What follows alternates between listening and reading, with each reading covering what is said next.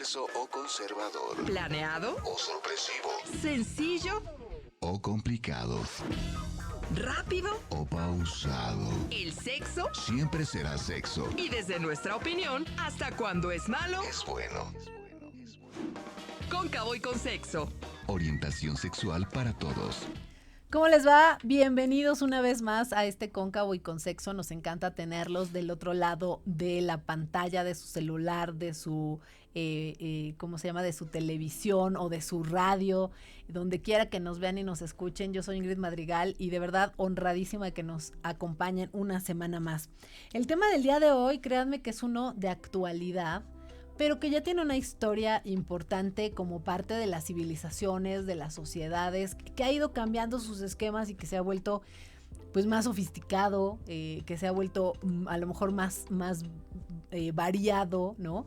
Y me refiero a la pornografía. Vamos a hablar del uso, abuso y adicción de este tipo de contenido. Y para platicar de ello está con nosotros el sexólogo y psicoterapeuta de pareja, Andrei Urosa. Ustedes ya lo conocen porque ha estado con nosotros en varias ocasiones. Andrei, qué bueno que regresas aquí a Cóncavo y con Sexo. Hola Ingrid, buenas noches, gracias por tenerme nuevamente. Ha sido un placer estar de nuevo aquí. Pues nosotros con gusto, pero sí tenemos como muchas preguntas. Fuera del aire decíamos que hay historia de la pornografía. Es decir, uno podría pensar que empezó cuando... no sé, pudimos tener grabaciones o cuando... Cuéntanos un poquito como para entender de dónde viene este fenómeno. Bueno, lo principal es tratar de diferenciar lo que es la pornografía del erotismo, ¿no? Porque muchas veces se confunde. Entonces el erotismo es una expresión humana que trata acerca de la sexualidad, que intenta reflejar eso, una realidad humana. En cambio, la pornografía está directamente diseñada para producir una excitación. Entonces, puede ser que, claro, a veces se confunden, ¿no? Pero no es lo mismo, por ejemplo, un arte erótico que una pornografía. O sea, igual la distinción no es del todo clara en algunos aspectos, pero, por ejemplo, puede haber una fotografía erótica que no sea incluida estrictamente como pornografía, o incluso películas de contenido erótico que no sean contenido pornográfico. Entonces, la historia del arte erótico es tan vieja como la humanidad. O sea, siempre han habido expresiones de la sexualidad en distintas culturas. Sin embargo, todo cambió a principios o a finales más bien del siglo XIX, cuando empieza la fotografía, cuando aparece la fotografía. Porque antes lo único que podía hacerse con el cuerpo humano era dibujarlo o hacer una escultura, digamos. Pero no se podía retratar fielmente a la persona. Entonces, cuando empiezan las primeras producciones de fotografía, empiezan primero las primeras producciones o de arte o de fotografía erótica. Claro, hay que recordar que la fotografía empezó, digamos, en Europa a finales del siglo XIX, donde había mucho conservadurismo, lo que se llamaba la época victoriana. Entonces no se podía mostrar nada referente a la sexualidad porque era condenado, incluso era un delito, ¿no? Entonces...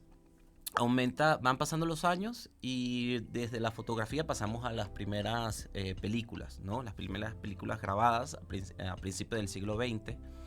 Y se piensa que las primeras producciones pornográficas justamente es a principios del siglo XX. Ahí se han encontrado archivos en Francia. Hay uno importante en Argentina también, por ahí del 1920. Entonces, no está del todo claro, y eso me parece súper interesante, porque no se sabe exactamente cuál es la primera película pornográfica. O sea, se piensa que es en 1927, por ahí, en Francia. Es que siempre ha sido underground, ¿no? Exacto, o por mucho tiempo fue así. Por mucho tiempo fue así. Entonces, digamos, es súper interesante cómo se ha escondido. Debe haber alguien que tenga esas películas escondidas y deben valer millones. Pero, digamos, empezaron las primeras películas en clubes privados, digamos, en Estados Unidos, en Europa, en Argentina, posiblemente en cualquier otro país que tenía acceso a la cinematografía. Pero digamos que todo empezó a cambiar, digamos, con la aparición de las revistas, ¿no? Sí. Se convirtió en industria, Andrei. Se convirtió en una industria, exactamente. Pero fue durante mucho tiempo, digamos, que desapareció, entre comillas, y la producción de películas empezó a bajar. Y durante los años 50 y 60 lo que empezó a tener más popularidad fueron las revistas. Ujú. Entonces, no hay muchas películas de los años 40, 50, 60, ¿no? De que se tengan registro, deben haber por ahí. Pero digamos lo que empezó a suceder más, y sobre todo con en Estados Unidos, que aparecieron la famosa revista Playboy, que la primera apareció en el año 59. Entonces imagínate, eso fue hace 70 y pico de años. Y luego vinieron otras competidoras. Pero se fue desarrollando con un arte, bueno, una expresión exclusivamente para producir excitación en las personas, ¿no? Claro, el boom vino digamos, en los años 70, que empiezan realmente las primeras películas o largometrajes pornográficos, ¿no? Y por ahí empiezan en Estados Unidos también. Se cree que también en una que otra, bueno, en Francia también, en Dinamarca también hay registros de películas, pero digamos fueron rápidamente censuradas, ¿no? O sea, la aparición de cualquier genital dentro de una transmisión era censurada, excepto en algunos países europeos como Dinamarca, Suecia, donde a partir de las 12 de la noche en los años 70 ya se podía mostrar explícitamente, digamos, el cuerpo humano. Sí, había cines, después surgieron esos cines nada más, digamos, 3X, ¿no? Exactamente. Que eran como lugares donde la gente llegaba así como muy cubierta para que no lo vieran, pero iban, ¿no? Sí, de hecho hay una película muy famosa que es como un parteaguas en Estados Unidos, ¿no? Que es la famosa Garganta Profunda, ¿no? Entonces esa película rompió récords, se proyectaba nada más en cines pornográficos, pero habían filas enormes de personas que querían verla, porque digamos que fue una película también cargada de controversia, ¿no? Entonces empezaron a regularizar ciertas cosas como qué se podía mostrar, qué no, pero el hecho es que fue rápidamente popularizado. Y dijéramos que en este panorama la gente diría que ahorita llegamos a un tema donde hay una democratización de la pornografía, porque ya se puede encontrar al alcance de la mano en cualquier lugar, digamos que por una baja cuota y donde nadie te vea, porque a esos lugares tenías que ir con tu sombrero, tus lentes oscuros, tu bufanda para que nadie te reconociera, etcétera. Y ahorita no hay necesidad de eso. Sí, es que todo cambia en los años 80, o sea, hay como 3 picos, ¿no? El primero es el cine pornográfico, que empieza a principios de los años 70, y luego aparece a principios de los años 80 los reproductores en casa, el VHS y el Betamax. Entonces, cuando eso aparece, es el boom, porque claro, antes tenía un alcance limitado. Entonces ya se empiezan a filmar, empiezan compañías productoras, sobre todo en Estados Unidos, que se lleva el 80 o 90% de la producción casi que mundial. Entonces se empiezan a crear casas productoras específicamente para películas pornográficas, ¿no? Que en ese entonces eran películas, tenían trama, tenían una historia, tenían diálogos, y eso fue cambiando, eso ha ido cambiando a lo largo de los años. Ahorita te platico cómo y por qué. Pero digamos que al principio de los años 80 fue el boom. De hecho, se dice, es un rumor, que el VHS le ganó al Betamax porque el VHS ofrecía más películas pornográficas que el Betamax. Y esa era la única razón de por qué el VHS fue más popular, ¿no? Y le ganó la batalla al Betamax. Y ya después de los años 80 y 90, que está caracterizado por el video en casa, luego pasamos la última ola o el último boom a finales de los años 90, que es el Internet, ¿no? Que el Internet llevó a cambiar todo. Incluso en Internet se puede hablar de 2 momentos, ¿no? Hay un momento inicial donde hay una producción de películas y de escenas, más bien, y la gente pagaba, ¿no? Y el último boom vino hace como unos 14, 15 años, donde hay páginas completamente gratuitas con acceso a millones, literalmente millones de videos. El consumo moderado y esporádico de pornografía a través de fotografías, videos o películas, ya sea en solitario o en relaciones de pareja, puede ser inofensivo, pero requiere de atención cuando llega a un nivel adictivo, pues genera en el individuo una necesidad compulsiva de acceder a este contenido explícito.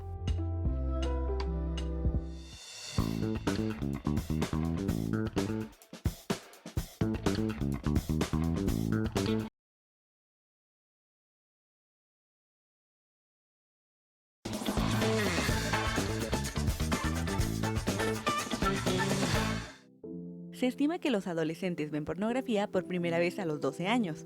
Recientemente, los teléfonos móviles son el medio más común para que accedan a pornografía a través de sitios gratuitos en línea. El consumo de estos contenidos generalmente lo hacen en solitario. Y ahí se democratiza este uso, ¿no? Donde ya no necesitas, además, los grandes recursos, tus ahorros para ir a comprar tu revista, tus ahorros para ir a comprar pues, tus videos y tener dónde guardarlos o dónde esconderlos, ¿no? Etcétera. Sí. Y entonces, ¿crees que se ha masificado? O sea, ¿crees que ahora consumimos mucho más de este material explícito que antes? Sí, no, por supuesto. Las estadísticas son hasta impresionantes, ¿no? Por ejemplo, el consumo de porno en los últimos 15 años ha aumentado un 400%. O sea, en menos de casi una década, o un poquito más de una década, ha aumentado 400% la cantidad de gente. Esas son las estadísticas que se han hecho, ¿no? Y yo las creo porque obviamente es algo muy llamativo, ¿no?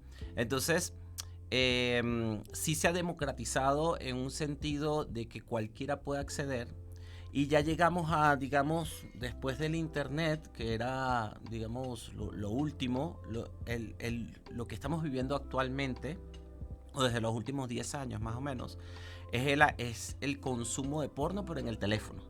O sea, ya las personas pasaron del cine a un lugar público, ¿no? Luego a la casa, a un televisor con VHS, luego era la computadora, ¿no? Y luego pasamos al celular, ¿no? Entonces, prácticamente la mitad de la población mundial, ¿no? O sea, 4 billones de personas tienen un celular inteligente. Entonces, cualquiera con un celular y acceso a internet puede acceder a contenido pornográfico. Claro. Pues. Entonces, el abuso es cada vez más común. Sí, eso es lo que se está viendo. O sea, cuando aumenta el consumo, si aumenta algo 400%, hace, por ejemplo, 20 años había muy pocos casos, yo prácticamente podría decir nulos, ¿no?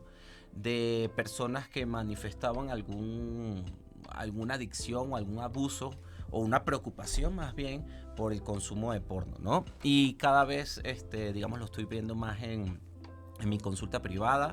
Ya me han llegado como más personas que tienen este problema, ¿no? Porque realmente se ha convertido en un problema.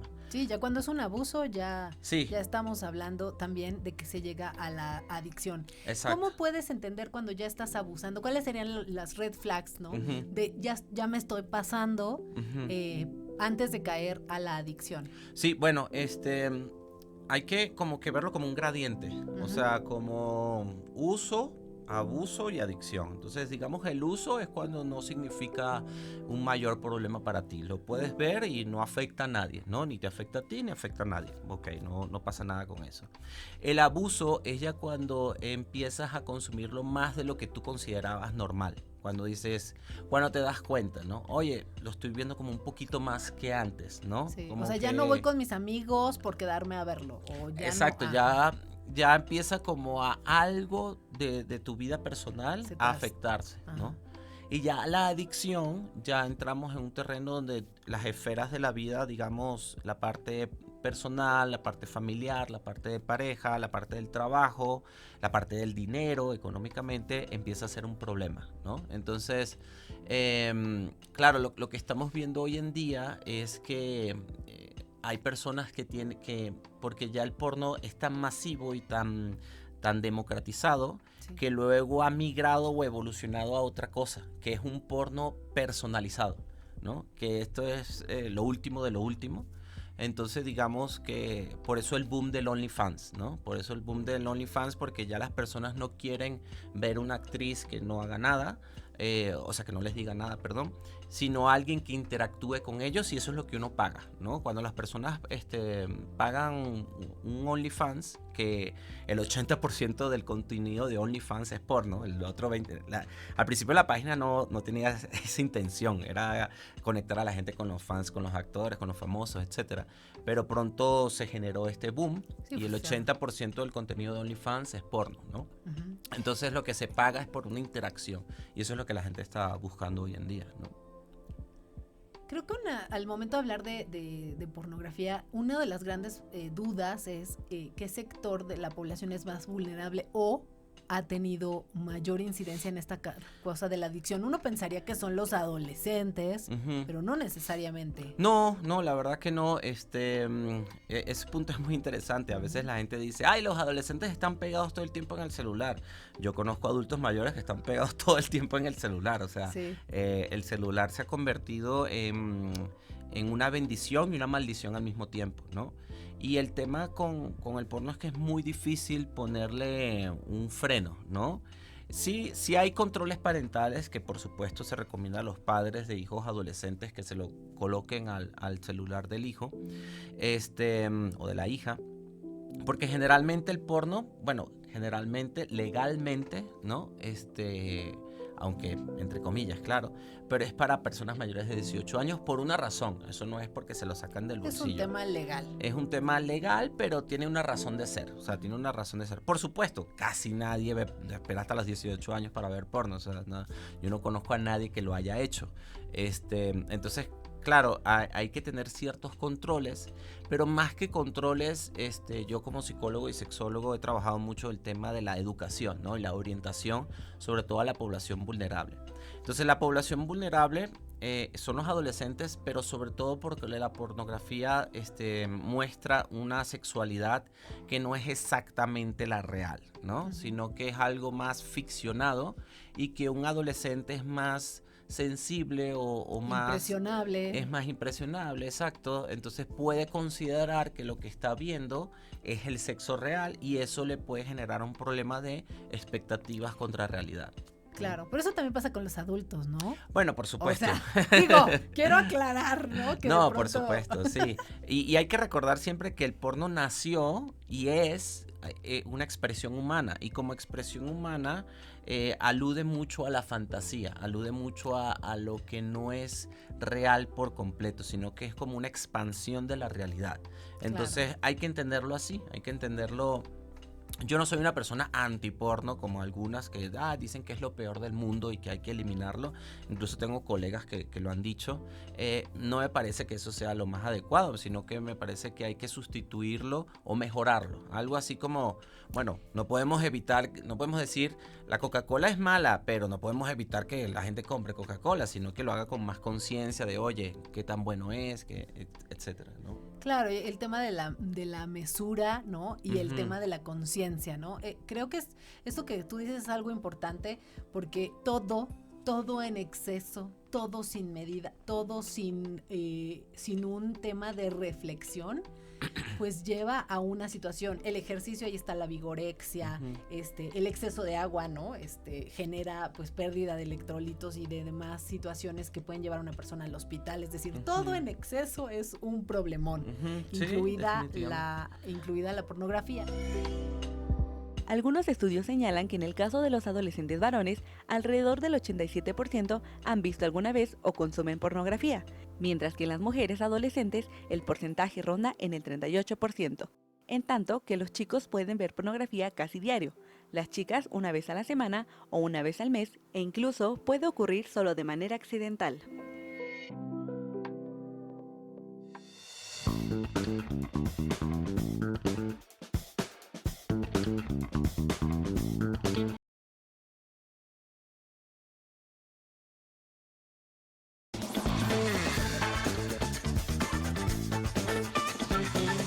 Aunque hay personas que pueden ver ocasionalmente pornografía sin que les cause algún tipo de problema emocional o conductual, es posible que en aquellas personas que acostumbran verla de manera más recurrente produzcan una descarga excesiva de dopamina, por lo que su cerebro siente una sobreestimulación y al ser algo satisfactorio y estimulante sexualmente, se produce una dependencia o adicción. Cuando ya se tiene un tema de abuso o uso, ¿cuáles serían algunos tips como para ir frenando o para buscar ayuda? Bueno, lo principal, que suele ser el primer paso y es el más difícil, es darse cuenta, ¿no? Suele ser a veces muy duro. La pornografía también tiene otro tema que no tienen quizás otras drogas, que causa cierta vergüenza, ¿no? Cuando alguien dice, no, es que tengo una adicción. O sea, alguien puede decir, oye, es que abuso del alcohol, oye, es que abuso de la marihuana, oye, es que me he metido mucha coca en la vida, etcétera, no sé, o cualquier otra droga, o compro mucho, o paso 10 horas en redes sociales, está bien. Pero cuando la gente dice, no, veo mucha porno, es como visto como algo todavía un tanto vergonzoso. Entonces, lo primero que hay que entender es que la adicción a la pornografía no es muy diferente a otras adicciones, ¿no? ¿Por qué? Y ahí es como que viene lo interesante, porque la pornografía, como otras actividades, otras sustancias, generan dopamina en el cerebro, ¿no? Entonces la dopamina puede ser adictiva. Bueno, puede ser, no es. Entonces, claro, una señal es lo que te decía anteriormente. Si tu actividades profesionales, si ha tenido, digamos, ha afectado tu vida en pareja, Sí. si eso empieza a generar problemas, pues lo ideal es buscar ayuda, ¿no? Lo bueno de buscar un psicólogo es que el psicólogo es confidencial. Entonces, si uno busca un psicólogo, como me han buscado a mí, y me piden ayuda, el trato legalmente es 100% confidencial. Entonces, hay gente que me ha llegado a la consulta y ni siquiera su pareja sabe que tiene este problema, ¿no? Entonces, lo ideal siempre es buscar ayuda cuando uno se va dando cuenta, estoy gastando mucho, ya no voy al trabajo, ya no me apetece Ya no duermo. ya no duermo, o lo necesito para dormir, si no lo hago, si no veo pornografía y me masturbo, no puedo dormir. Que de vez en cuando puede ser que ayude, pero si lo necesitas, Ya eres dependiente. exacto, si uno se va dando cuenta que lo necesita, se genera una dependencia. Entonces eso no es lo más saludable, y lo mejor es buscar ayuda. Claro. Pues ahí están, creo que algunas reflexiones interesantes. Creo que satanizar las cosas no ayuda en nada, porque cuando se satanizan las cosas, las ocultas, no las dices, niegas su existencia, y de ahí no se puede partir para solucionar un problema o para entender que alguien tiene un problema, o que yo mismo tengo un problema. Entonces, de ahí podemos partir. Por eso aquí hablamos pues con toda la claridad, y nuestros especialistas hablan con toda la claridad, para perderle el miedo a las palabras y mejor tomar acciones para mejorar nuestra vida, nuestras relaciones de pareja, nuestra salud, o sea, como volver al centro, y ya de ahí pues ser capaz de disfrutar a lo mejor todas las vertientes de nuestra sexualidad, todas, ¿no? Que es lo que buscamos en este programa, un tema holístico, un tema de plenitud, sin miedos y sin tabús. Correcto. Andrei, ¿dónde te pueden encontrar las personas que nos ven y nos escuchan? En mi Instagram es Salud Sexual y Mental, en Instagram, Salud Sexual y Mental, o mi teléfono 55 19 62 1234. Entonces, A ver, ahí repítelo de nuevo para los de sí. radio, porque va un poco 55 19 62 1234. Está fácil. Sí, y das consulta en línea también. Doy consulta en línea en la Ciudad de México, en la Colonia del Valle, pero casi, digamos, 3/4 partes de mis consultas son en línea. Entonces puedo atender a personas en cualquier parte del territorio, ¿no? Y bueno, siempre lo hago con un profesionalismo, y sepan Claro. que es mi línea de acción, porque soy sexólogo. Entonces incluso he estado escribiendo esto, porque mi plan es escribir un libro acerca de esto también, que ya se vendrá pronto. Muy ojalá. bien, pues para que la próxima igual regreses a presentarlo. Sí, eso es lo que Ese es el plan. esperamos. Sí, Ay, sí. Andrei, muchísimas gracias nuevamente por venir con nosotros aquí en Cóncavo Bueno, y no, con Sexo. gracias a ti por la invitación, y recuerden, si necesitan ayuda, búsquenla. Ahí está. Y gracias a ustedes por habernos acompañado. A nombre de todo este equipo les damos las gracias, les damos las buenas noches, y también agradecemos a Loyalty Boutique por el vestuario de esta emisión. Pueden ver todo lo nuevo que tienen semana a semana en modelos, colores, tendencias en sus redes sociales, Instagram y Facebook. Así los encuentran: Loyalty by Ivonne y Loyalty Boutique Ivonne Valenzuela, para que los puedan identificar. Muchísimas gracias y muy buenas noches. Las opiniones vertidas en este programa son responsabilidad de quien las emite y no representan la posición del Sistema Mexiquense de Medios Públicos.